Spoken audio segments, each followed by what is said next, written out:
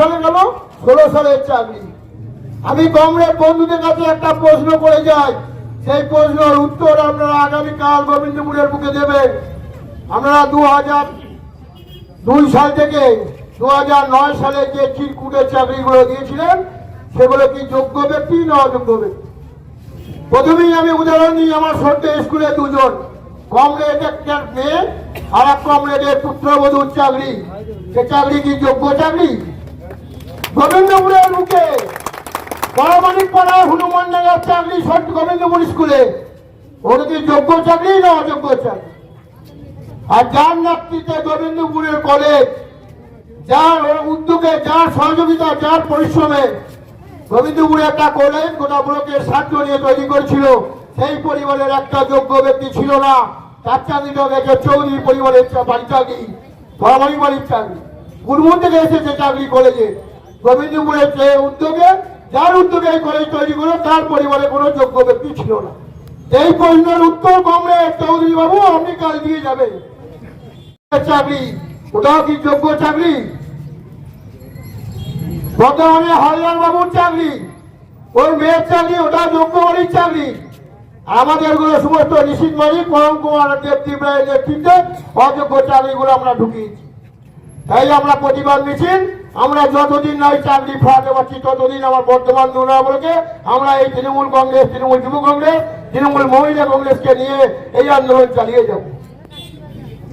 34 বছর ধরে কি করেছো তোমরা? সুজন চক্রবর্তী চুল পাকিয়ে ফেললো, টিভিতে আর দিচ্ছে, নিয়ে দিচ্ছে। তার বইয়ের চাকরি কার? কোন চিরকুটের চাকরি? তার মেজ ভাইয়ের চাকরি কার চাকরি? সেজ ভাই ছোট শাড়ির চাকরি কার চাকরি? তোমরাই তো চাকরিগুলো দিয়েছো, চিরকুটের চাকরি। আর ছোট্ট স্কুলে আমার গ্রামে 3টে শিক্ষিত ছিল যোগ্য ব্যক্তি, তারা চাকরি করছে, কেউ রানীগঞ্জে, কেউ ভাতারে স্কুলে, কেউ ফেরুল স্কুলে। এখানে ওরা যোগ্য ছিল না, কারণ কি? ওরা পরমের সাথে মিশত। তাই বর্ধমান দক্ষিণ বাজার থেকে বর্ধমান দক্ষিণে জেলা পরিষদের সভাধিপতি, ওনার চিরকুটে চাকরি হলো, এবিডিএ চেয়ারম্যান চাকরি করে দিল ছোট্ট স্কুলে। পান চিবুতে অফিস আসতো, গ্রামে গিয়ে সিপিএম এর সাথে মিছিল করতো, আর স্কুলটা দকে তুলে দিয়ে গেছিল। চাকরি দিয়েছে, সেই চাকরিগুলো তোমরা খেয়ে নিচ্ছ। যে 56 ইঞ্চি ছাতিবালার কাছে বিকাশ রঞ্জন, শুভেন্দু অধিকারী, অভিজিৎ গঙ্গোপাধ্যায়কে নিয়ে মিটিং করছো, ডাক কেমন লাগে? আমিও তোমাদেরকে বলে দিতে চাইছি, দেখবে তোমরা ডাক কেমন লাগে। যতদিন না আমরা তৃণমূল যুব কংগ্রেস, তৃণমূল মহিলা কংগ্রেস ওই ছেলেগুলোর চাকরি আমরা না ফিরতে পারছি। কারণ আমাদের নেত্রী বলেছে একটা ছেলের চাকরি নষ্ট হবে না, সব চাকরি আমরা 3 মাসের মধ্যে জয়েন করাবো। এটাই আমাদের মমতা ব্যানার্জি। কোন ভাগ দেওয়ার বুঝে নাই, ক্ষমতার গাড়ি কিল মারছে, ব্যাংক দিয়ে বেরিয়ে পড়ছে, 20 জনকে নিয়ে মিটিং করছো। কালকে মাইক লাগিয়ে বলে দিয়েছো, যদি মাইকের টাকা না থাকে আমাকে বলবে, আমি মাইকের টাকা লাগিয়ে দেবো। কিন্তু এই পয়সার উত্তর তোমাকে দিতে হবে। আর না হলে তোমাদেরকে বর্তমান লোক ছেড়ে চলে যেতে হবে, আমেরিকায় গিয়ে বাস করতে হবে। সব কিছু করে নিয়েছে, ফ্ল্যাট করে নিয়েছে। রামনারায়ণ সেবা সমিতি 25 লাখ টাকা কোথায় গেল? চৌধুরী বাবু উত্তর দিতে পারবে? উত্তর দিয়ে যাও। আর নিশীথ মালিক পরম্পরা কত টাকা নিয়েছে, কত কেন নিয়েছে, আমরা জবাব দিয়ে দেবো। তোমরা আমাদের প্রশ্ন করে উত্তর দিয়ে দেবো।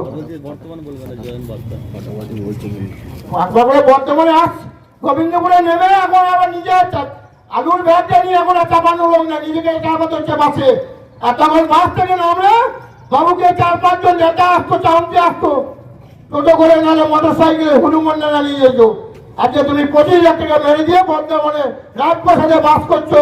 তোমাকে গোবিন্দপুরের মানুষ, বর্ধমান দুর্গাপুরের মানুষ ছাড়বে না। শুনে যাচ্ছি তোমাদের বক্তব্যগুলো, তোমরা কি বক্তব্য দিচ্ছ? তোমাদের বইয়ের টাকা কে দিচ্ছে? মমতা ব্যানার্জি দিচ্ছে। চাকরি চিকিৎসার টাকা কে দিচ্ছে? মমতা ব্যানার্জি দিচ্ছে। তোমার পরিবারের কৃষক বন্ধুর টাকা কে দিচ্ছে? মমতা ব্যানার্জি দিচ্ছে। তুমি যে সাইকেলটা নিয়ে মাঠে ধান দেখতে যাচ্ছ, সে সাইকেলটা সবুজ জাতি সাইকেল, মমতা ব্যানার্জি দিয়া। তোমাদের লজ্জা লাগে না? ওনার দুধের লজ্জা লাগে না? টাটকা নিয়ে বেরিয়ে পড়ছে, লাগবে মিটিং করবে, মিটিং করতে কি দিলে আমাদের কত লোক দেখাতে পারিস তোরা। আর আমি তোমাদেরকে বলে যাচ্ছি, তোমরা খুব সাবধান হয়ে যাও। আর আমরা নিশীথ মালিকের নেতৃত্বে আমরা বর্তমান 2 নম্বর ব্লকে যতদিন এই 26,000 চাকরি হচ্ছে ততদিন আমরা এই আন্দোলন চালিয়ে যাব। অনেক তো খেয়েছে 34 বছরে। গোবিন্দপুরের বাজারে রুই মাছের পেটি, বোতল বড়া, মন্টু দোকানে 120 পান, কেউ মিঠাপাতি পান খেয়েছো, ছাদে গিয়ে শুয়েছো, সন্ধ্যাবেলা টাকার ভাগ করে পকেটে পরে বাড়ি গেছো। কে আজকে গিয়ে বসুলে বাস করছো, কেউ আবার বোট ব্যবস্থায় বাস করছো। শীতে রুদে তেল মিকে রোদ পুড়িয়েছো, ওষুধের দোকানে গ্যাস হয়েছে বলে ওষুধের দোকানে পয়সা নিয়েছো, তার পয়সাও দাওনি তোমরা। কারণ তোমাদের ডাক কেলানোকে ভয় পেত সাধারণ মানুষ। কিন্তু আমি আর নিশ্চিত যাত্রীর তোমার দুর্গাবাবুকে থাকবো, যাত্রী প্রায় শ্রমিক মান থাকবে, সাধারণ মানুষের কোনো ভয় নয়, সাধারণ মানুষের পাশে আমরা থাকবো, এটুকুই কথা দিয়ে বললাম। লাগার দরকার যে 34 বছরে একটা রাস্তা করতে পারোনি, মোরাম দিয়ে মোরাম গুলো খেয়েছো আর ভুড়ি বাড়িয়েছো। গ্রামে কোনো রাস্তা হয়নি, গোবিন্দপুরের বুকে কোনো রাস্তা হয়নি, গোবিন্দপুরের বুকে পিএইচি জলও হয়নি। যে জল ছিল সে জল বাড়িতে পৌঁছাতো না। কি করেছো তোমরা গোবিন্দপুরে? গোবিন্দপুরে কলেজে চাকরি করে তারা কি যোগ্য ব্যক্তি? স্কুলের চাকরিগুলো যোগ্য ব্যক্তি। এখন তোমাদের খুব গায়ে লাগছে, কারণ যত লোক সমস্ত সাধারণ মানুষ মমতা ব্যানার্জির দিকে ঝাঁপিয়ে পড়ছে। সংখ্যালঘু 34 বছরের সংখ্যালঘুকে পেয়েছো, সম্মান দিয়েছো। আজকে কি দিচ্ছ? সেলিম বাবুকে সম্মান দিচ্ছ। আর সংখ্যালঘু তোমাদের কাছে নাই, সেই জন্য সেলিম বাবুকে সঙ্গে দিচ্ছ। আর তার সঙ্গ একটা দিয়েছো আমাদের মীনাক্ষী মুখার্জিকে দিয়েছো, মুখ্যমন্ত্রী হবে 26শে বিধানসভা। 21-এ একটা সিট নাই, 23-এ পঞ্চায়েতের সিট নাই, একটা জেলা পরিষদে নাই, মুখ্যমন্ত্রী স্বপ্ন দেখছে। আর গদ্দার শুভেন্দু তো আছি, আদির মুখে 30টা বাড়ি, সরকারি বাড়ি, সরকার মমতা ব্যানার্জি ভাড়ার টাকায় চলছে, 40টা বাস চলছে, 60টা আছে তার পেট্রোল পাম্প, দিয়ে বলছে মমতা ব্যানার্জির পদত্যাগ চাই। তা তুমি দেহত্যাগ করো, তারপর তো মমতা ব্যানার্জি পদত্যাগ করবে। প্রতিদিনই পদত্যাগ চাই। একটা মোটর সাইকেলে একটা লোক যাচ্ছে, সাইকেলে ধাক্কা মারছে, বলে যাচ্ছে না মমতা ব্যানার্জি পদত্যাগ চাই। কিসের পদত্যাগ বাবা? তুমি যে পাগল হয়ে গেছো, পাগলের মতো বুকে যাচ্ছ।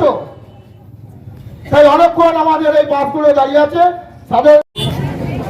আমাদের রাজ্য সভাপতি সুব্রত বক্সির নির্দেশে নির্দেশনায় আমার তৃণমূল যুব কংগ্রেস ছাত্র পরিষদকে যে প্রোগ্রামটা দিয়েছিল বিক্ষোভ মিছিল এবং প্রতিবাদ সভা, সেই সভায় আমাদের এখানে বিধায়ক সাহেব উপস্থিত ছিলেন এবং যুব সভাপতি ওনার নেতৃত্বে এখানে আমরা মহিলা সমানেত্রীকে নিয়ে মিছিলটা করলাম। মিছিলটা আমাদের চরকতলা থেকে শুরু হয়েছিল। আমাদের এই মিছিলের একটাই উদ্দেশ্য, 26,000 যে বেকার ছেলেদের যারা চাকরি করেছিল, আজকে হঠাৎ করে তাদেরকে বললো চাকরি হবে না। চাকরি নাকি খেয়ে নিয়েছে তৃণমূল কংগ্রেসের সরকার, মমতা ব্যানার্জির সরকার। তারই প্রতিবাদে আমরা মিছিল করলাম। 26,000 যতদিন এই চাকরি ফিরিয়ে দিচ্ছে, ভারতবর্ষের প্রধানমন্ত্রী 56 ইঞ্চি ছাতিওয়ালা অমিত শাহকে নিয়ে, বিকাশ রঞ্জন ভট্টাচার্যকে নিয়ে আর শুভেন্দু অধিকারীকে নিয়ে অমিত শাহের বাড়িতে যে মিটিং করে ওরা বলে দিল যে দাগ কেমন লাগে, সেটা আমার বক্তব্য মধ্যে করেছি। আমরা সেই তারিখে দেখাতে চাই 26শে বিধানসভায় দাগ কেমন লাগে। আর এই আন্দোলন আমরা এখানে চালিয়ে যাবো। দাদা হালদার বলতে কে? হালদার বলতে সাংবাদিকরা দীর্ঘদিন ধরে সাংবাদিক করছে। বর্তমানে হালদার বাবু কে আছে নিশ্চয়ই সাংবাদিকরা জানে। সিপিএমের হালদার, সিপিএমের চৌধুরী, বিজেপির অধিকারী বিকাশ রঞ্জন ভট্টাচার্য, সুজন চক্রবর্তী, তারা তো সিপিএমের। তাদের তো সব কথা নথি আছে। সুজন চক্রবর্তী চিঠি লিখছে, প্রিয় সুভাষ দা, এই ছেলেটিকে পাঠালাম, ভালো ছেলে, ওনার মায়ের সঙ্গে আমার সম্পর্ক ভালো, ছেলেটার চাকরি পেলে সংসারটা উপকার হবে। সে তাদের চিরকুটের চাকরি, আমাদের তো যোগ্য ব্যক্তিরা পরীক্ষা দিয়ে চাকরি পেয়েছে, তাদের চাকরিটা আমরা যেতে দেবো না। এটাই আমাদের বাংলার মুখ্যমন্ত্রী চাইছে, তাদের সকল চাকরি